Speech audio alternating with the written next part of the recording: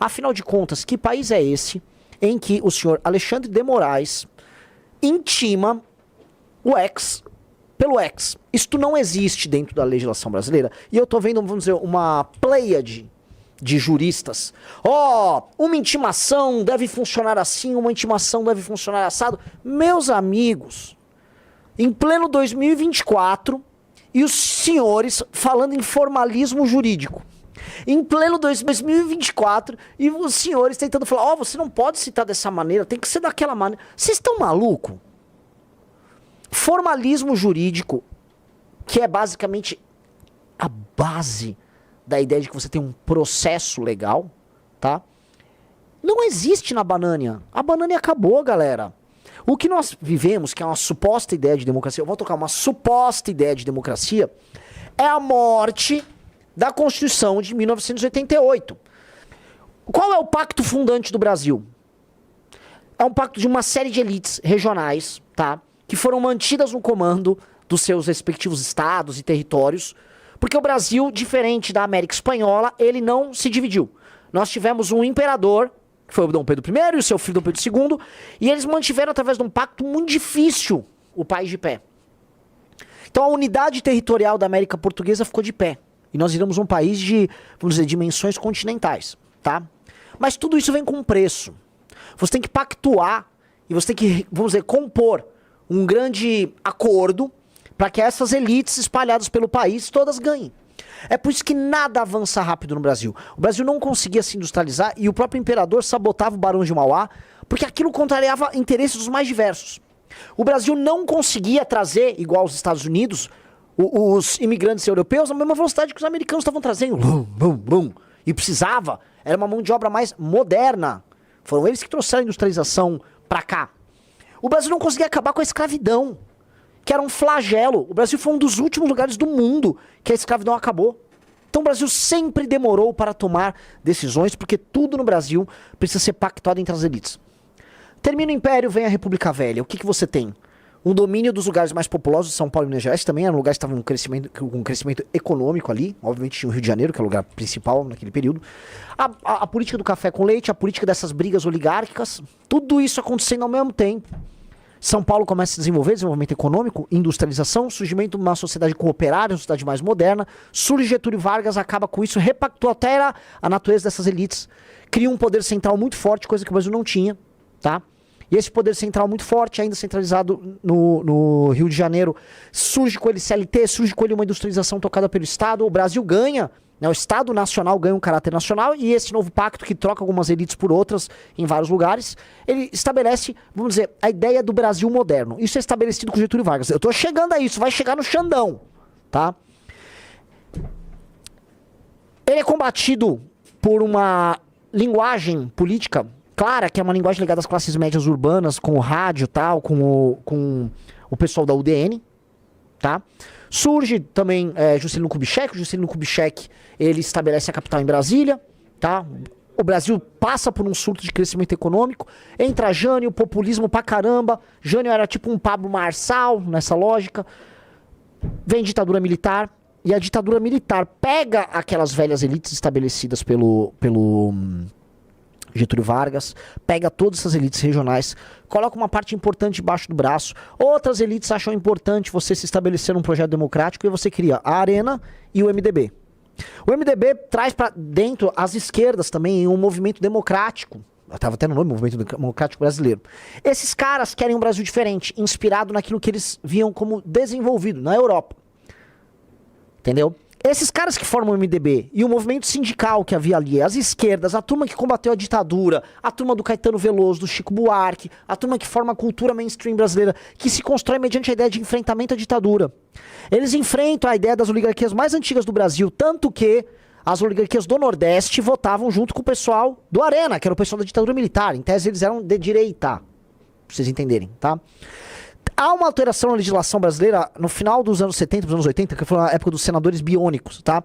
Que altera, inclusive, no momento também altera os pesos dos estados na composição de bancadas, para que você tivesse, nos lugares que elegem mais gente do MDB, vamos dizer, uma representação menor do que quem elege Arena. Você tem essas alterações lá, inclusive problemas para São Paulo hoje. Ditadura colapsa, e aí surge o movimento pela democracia, os partidos novos começam a surgir, né, vão saindo do MDB, vão surgindo vários partidos, e esses caras vencem a ditadura cai, passa o movimento das diretas, temos a Constituição de 88. O que é a Constituição de 88? Estamos chegando, galera, estamos chegando. A Constituição de 88 é o pacto dos vencedores com os vencidos. É o pacto da turma do MDB, da turma que lutou pela democracia, dos artistas que estavam estabelecidos, toda aquela geração boomer, geração Caetano Veloso, toda essa galera. Vocês têm que dizer, a galera do AB. Há um novo consenso, que é um consenso democrático, e a ideia era se inspirar, veja assim, no momento da queda do Muro de Berlim, no paradigma social-democrata, que era um paradigma que nos próprios anos 80 estavam caindo. O mundo estava passando por uma mudança muito grande. Você tinha Margaret Thatcher, você tinha Ronald Reagan, tá? O paradigma novo era o paradigma neoliberal, que era o paradigma de redução do Estado, etc. E ali o Brasil falou, não, vamos pro paradigma da Europa dos anos 50, 60. Que era um paradigma que não ia ficar de pé. Como quem venceu aquela guerra foram os parlamentares, foi montada uma constituição de caráter parlamentarista, mas todo mundo queria votar para presidente. A camiseta da campanha da diretas era quero votar para presidente. Então, era uma coisa presidencialista com um sistema parlamentarista. Era uma mistura, já tá tudo cagado. Muito poder para a sociedade civil, muito poder, muitas garantias, ou seja, toda a legislação merda que nós temos envolvendo crime se baseia não na ideia de combate ao crime, mas na ideia de proteção do indivíduo contra uma perseguição do Estado, tal, tá? Ó, só onde eu vou chegar, galera. Tudo isso permeia a Constituição, permeia, vamos dizer, o imaginário brasileiro. E aí temos o primeiro presidente eleito, Fernando Collor de Mello, enfrentando o Lula. E nós temos uma sucessão de presidentes, tá? Que vão tentando reformar aquele Estado brasileiro e aquele problema que foi gerado pela Constituição. Só que todo mundo pertence a essa elite. Tanto os partidos políticos que criaram aquela Constituição, que são, vamos botar aqui, a turma do MDB, a turma da Arena, que virou PP, que virou PFL, que depois virou DEM, que agora é a União Brasil, né? Todos esses caras que pactuaram um jogo em que todo mundo pode ganhar, eles continuaram jogando, você vai entender, agora vem a coisa mais importante da live. Eles continuaram jogando o mesmo jogo de administração do Brasil que era jogado no período do Império. Que é a ideia de que essas elites regionais, mais novos atores como burocracia, mais novos atores como a esquerda, esses caras vivem do Estado e se apropriam de que produz e trabalha, porque surgiu uma massa de classe média, e vamos lá, e vambora, e vambora, e vambora, e o jogo precisa seguir. Você teve um período de melhora, o Plano Real. Aí você teve o Lula ali, sem querer mexer em nada na estrutura, mas fingindo que estava mexendo. Traz o Bolsa Família, processo de bancarização, algumas pessoas saem da pobreza extrema, todo mundo acha que esse cara é um herói. Só que como nada se alterou e como a Constituição de 88 era doente, e como esse pacto mantém essas elites mandando a gente o tempo todo, a todo custo sufocando, as pessoas percebem que não estava funcionando e a vida não melhorava. E aí o mundo começou a crescer, né? Do governo Lula, o mundo cresceu. China foi embora, Índia foi embora, um monte de países foi embora. E a gente foi ficando pra trás, pra trás, pra trás. Vem as manifestações de 2013, que é quando as pessoas começam a usar a rede social. E aí começa a acontecer uma coisa que nunca tinha, que era a população começa a enfrentar os seus próprios problemas usando as suas parcas capacidades de interpretação da realidade. Então, a população, que sempre foi administrada por essa elite que eu citei, ela começa a querer participar do jogo. Surge a política de redes sociais. Isso acompanha uma tendência mundial dessa população despertar, especialmente as classes médias, e enfrentarem esse sistema. Mas no Brasil, o sistema não é igual ao americano. No Brasil, o sistema é perverso porque o sistema só é um pacto de elite. Só é um pacto de elite. Tô chegando no Xandão. Vem Lava Jato. Vem manifestações do Fora Dilma, o governo do PT cai, os políticos que mandam no Brasil são presos. O jogo político que sustenta essas elites, ele se mostra basicamente uma insanidade, tá? Cria um clima revolucionário e as pessoas elegem o seu guerreiro, o seu maioral, o seu capitão, o seu Napoleão. Qual era o nome dele, Riso? Jair? Messias! Bolsonaro! Bolsonaro! Ele é o meu capitão! Ele vai acabar com esse sistema, com essa mamata! Mito! Então a ideia sempre do povo é que alguém vai bater de frente com o sistema, porque, existe um sistema, esse sistema está no poder mediante aquilo que a gente chama de Constituição de 88, 3, o sistema para ficar de pé precisa ficar mantendo a Constituição de 88, 4, esse sistema é baseado na apropriação do trabalho de quem produz de verdade, todo mundo do empresário ao pequeno trabalhador, e ele sustenta uma mata que vai desde funcionários públicos a empresários ligados ao governo, banqueiros, toda sorte de vagabundo, tá? Artistas e tal, 4, esses caras precisam se manter nessa estrutura de poder de maneira ilegítima, tentando sufocar a opinião dissidente. E 5, eis a beleza da coisa. Quem disse que a revolução ou a rebelião das pessoas era uma rebelião inteligente? Não era! Porque nós, um povo inculto, um povo cheio dos mais profundos defeitos de caráter, nós, ao nos depararmos com a revolução que acontecia, nós começamos a tomar decisões erradas e surfar e ser surfado pela revolução. Tá? Então nós surfamos e fomos surfados. E quem nos surfou? Todos os pilantras que entenderam que as pessoas elas queriam se divertir com o enfrentamento ao sistema. Você pode iludir alguns, outros você vai entreter. E aí, aquilo que era, vamos dizer, uma revolução, passa a virar uma caricatura. O sistema percebe o caráter caricatural da revolução. Ora, que revolução é essa tocada por um sujeito como Jair Bolsonaro? Os líderes da revolução só querem ganhar dinheiro.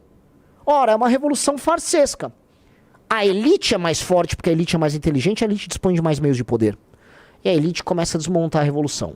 Aí desmontam a Lava Jato, fazem acordo com o Toffoli, pega o Flávio e tal, e vocês conhecem toda a história. E aquilo lá vai sendo desmontado. Então você tem o quê? O sistema, o mesmo sistema que foi se alterando com o tempo, mas possui suas características centrais de pé, que vem lá do período do Império. Ele vem, se reconstrói, se recompõe, vai moendo a revolução, tá? E o líder da revolução, que é o Jair Bolsonaro, e é líder, infelizmente, porque o povo quis que ele fosse, ele só perde e resta ele ficar, eu estou sendo roubado!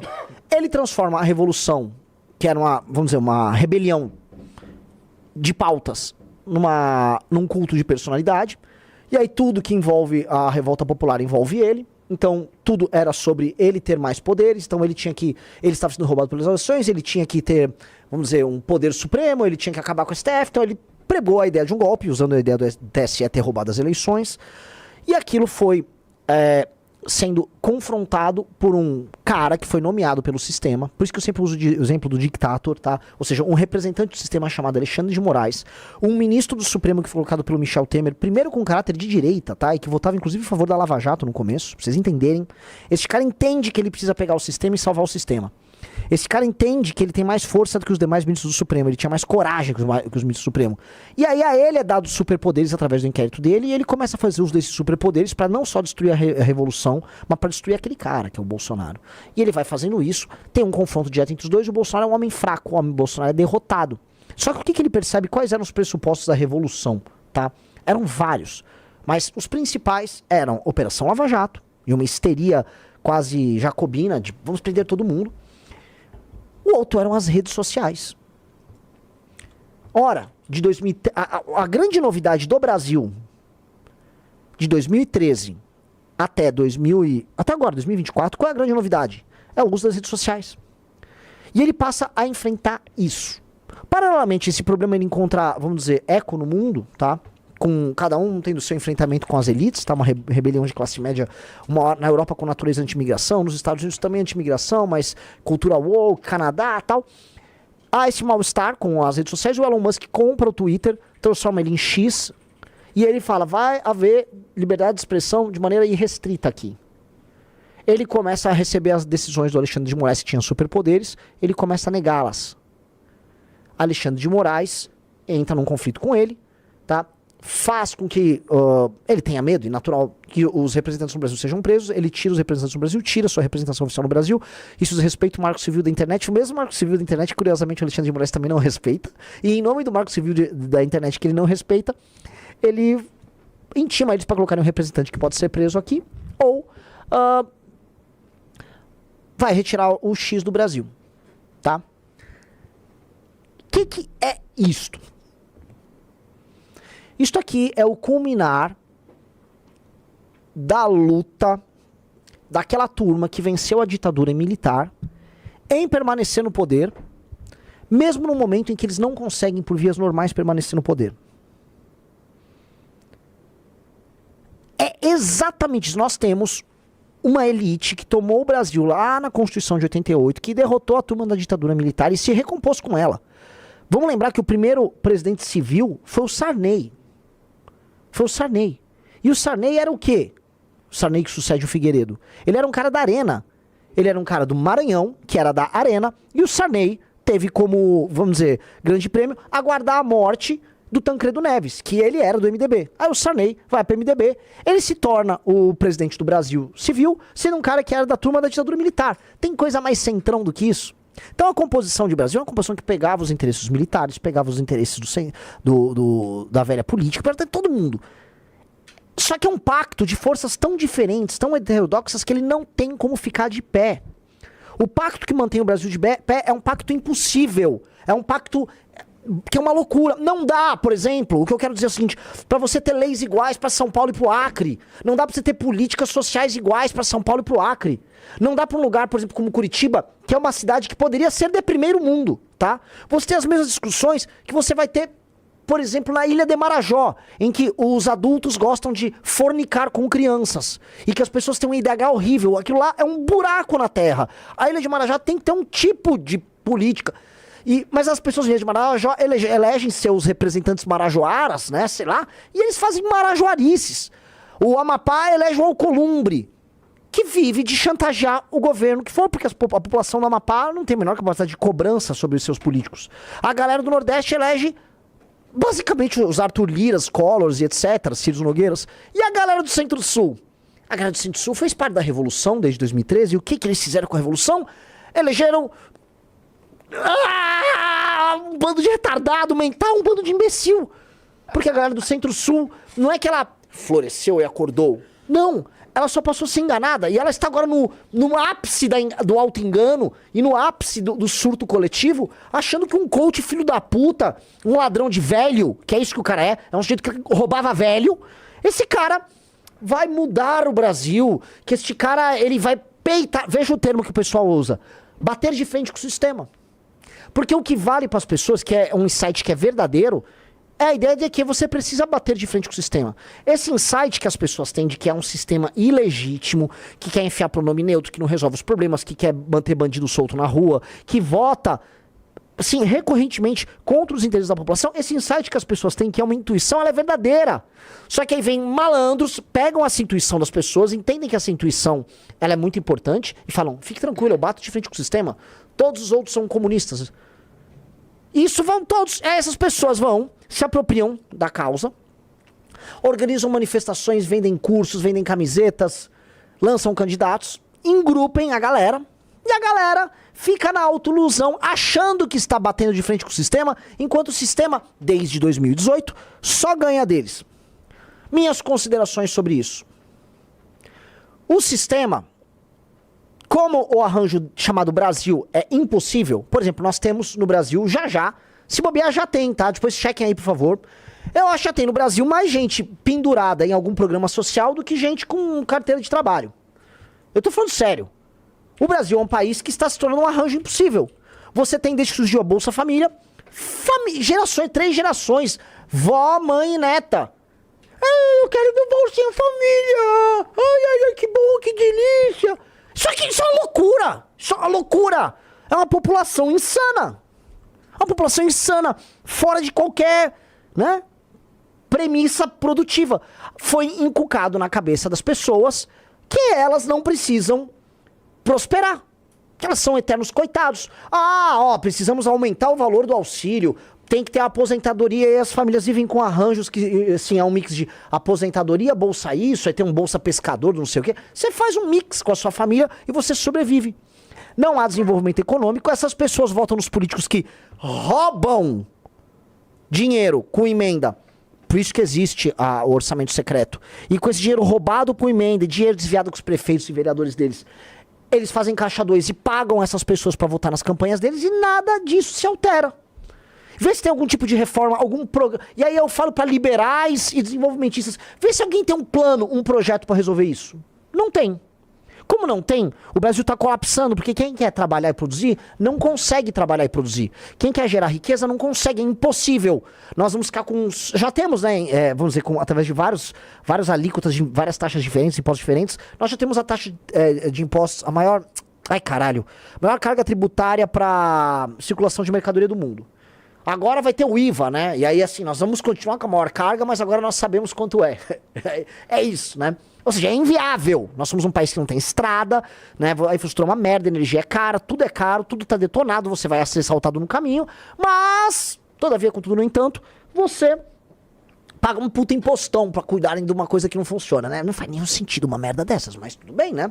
Nós somos isso. Então, dado que esse arranjo é inviável, começa a ficar inviável, as classes médias começam a empobrecer, as pessoas pobres não conseguem fazer nada, e aí você tem as coisas que são muito brasileiras, que é o momento do Brasil. O cara de classe média fala, preciso melhorar minha capacidade de ganhar dinheiro, e em vez de aumentar a produtividade dele em si, ele compra um curso que vai motivá-lo, em que, e assim, existem milhares de coaches por aí. Você pode comprar um curso de qualquer um, no fundo, é sobre você alterar alguns paradigmas que você tem na sua cabeça que impede você de crescer. Isto é mentira! Isso é mentira! Isto é mentira! Isso sempre foi... Meus amigos, vocês estão ouvindo? Isso é mentira! Você não é rico não é porque você não tá com o paradigma certo, com o código certo, não importa o nome do coach. Eu não tô nem falando do imbecil do Pablo Marçal. Ora, vocês acham que algum coreano destrava código? Você acha que um coreano tá se motivando? Vocês acham que algum taiwanês tá fazendo isso? Você acha que algum estudante de engenharia chinês tá fazendo isso? Vocês acham que algum woke, porém estudante de engenharia judeu do Vale do Silício tá destravando mente? Eles não estão destravando porra nenhuma. Eles estudaram, eles são mais inteligentes, eles estão em economias mais prósperas que permitem que eles sejam produtivos. Aí esses caras geram muita riqueza. Não adianta você não conseguir escrever um texto e não saber fazer operações matemáticas direito, não ter capacidade de auto-organização do próprio cérebro, não ter acumulado o mínimo de conhecimento e achar que você está motivado. Você vai ser só um burro motivado. O burro motivado é o sujeito que mais fode tudo, tá? Otto von Bismarck, tá? Eu não sei se essa história é verdade ou é lenda, mas atribuem a Otto von Bismarck essa história. Ele dividiu o homem em 4 categorias, né? Baseadas em 2 premissas. Uma premissa é ser inteligente, então você pode ser inteligente ou burro, e a outra é você ser motivado e esforçado ou preguiçoso. Aí ele falou, o pior de todos, tá? Não, eu vou do melhor pro pior. O melhor de todos é o cara inteligente e preguiçoso, que ele sabe o que fazer e ele vai saber delegar pros outros o que deve ser feito. E ele colocava esses caras no comando do exército. Novamente, isso aqui é uma história, pode ser uma anedota, tá? O segundo que ele colocava era o inteligente e cheio de energia, motivado. Que ele lá, ele fazia, acontecia, mas ele basicamente não delegava, ele não tinha essa capacidade de multiplicação. O terceiro era o burro desmotivado. O burro desmotivado, você botava numa posição que não gera danos, ele não vai gerar prejuízo pra você. Ele é burro, pelo menos ele não tá espalhando burrice. Ele falou, não há nada pior do que o burro motivado. O burro motivado é um desastrado, é uma máquina de fazer merda. O burro motivado é o Bobson. Lembra que eu falei pra vocês do Bobson? O Bobson é o burro motivado. De acordo com o Otto von Bismarck, esse cara tem que ficar em último. Citaram que é o Napoleão, eu já ouvi do Bismarck. É uma daquelas, né, máximas ali e tal que atribuem a vários caras. Ponto é o seguinte, não adianta ser um burro motivado. É mentira falarem pra você que você vai chegar em algum lugar se você não tem conhecimento acumulado na economia do conhecimento. O que você pode ser? Um vendedor. Mas você vai vender o quê? Um produto que em geral você não criou. Sacou? O mundo avança através de produtos e serviços com alta tecnologia acumulados. Entendeu? E aí esses produtos e serviços com alta tecnologia acumulada neles, inserida neles, eles têm alto o quê? Valor agregado. E aí valor agregado ele se distribui ao redor da cadeia. Em especial com países com, vamos dizer, com escala de produção. China é um exemplo disso. Então você tem muito produto com muita tecnologia BYD, os carros elétricos chineses. Então eles têm escala, tecnologia. Então você faz muito celular, você faz muito computador, você faz muito tablet, você faz muito carro, você faz muito tudo. E é bom, e aí é muito técnico, é muito engenheiro, é muita gente produzindo conteúdo, e é muito vendedor. Produzindo o quê? Vendendo o quê? Produtos com valor agregado. Aqui não. Então esta massa empobrecida tá aí, uma parte jogando o jogo do tigrinho, acreditando que ela vai pegar o Bolsa Família dela e vai enriquecer com o jogo do tigrinho, ou com bets. E a outra parte vai se motivar sem entender que você não vai chegar a lugar nenhum se você não tiver conhecimento. Essas pessoas estão num arranjo que é perverso, porque ao menos elas querem trabalhar, E essas pessoas vão ter que sustentar quem? A massa improdutiva da sociedade, que sustenta quem? Os políticos de lugares improdutivos que fazem o quê? Ficam em Brasília garantindo essa roda de improdutividade. A isto damos o nome de Brasil. Quem mantém isso de pé é esse dito sistema, tá? Porque ele vive de se apropriar disso e todo mundo ganha, então o banco ganha com isso. O banco ganha muito com isso, tá? Todo mundo, o sistema financeiro brasileiro, sistema fechado, protegido, eles não vão ter a alavancagem que os gringos têm, mas eles não têm o mesmo risco que os gringos têm, tá? Então eles garantem que através da escala eles compensem a inadimplência do brasileiro, que o brasileiro é assim, altamente inadimplente, o brasileiro adora uma inadimplência. Você tem os políticos, você tem os partidos políticos, você vai ter os sindicatos, o funcionalismo público, que não tem um número suficiente de funcionários que a gente precisa para atender a gente bem, mas a elite custa caro e aí faz com que tudo fique muito caro e inoperante. E isso vai quebrar, e nós estamos para quebrar isso que precisa ser quebrado, porque a Constituição de 88, em grande medida, ela está morta, ela precisa ser profundamente reformada. Nós vamos procurar alguém que, volta a falar o termo favorito, de 10 em cada 10 picaretas, alguém que bata de frente com o sistema, tá?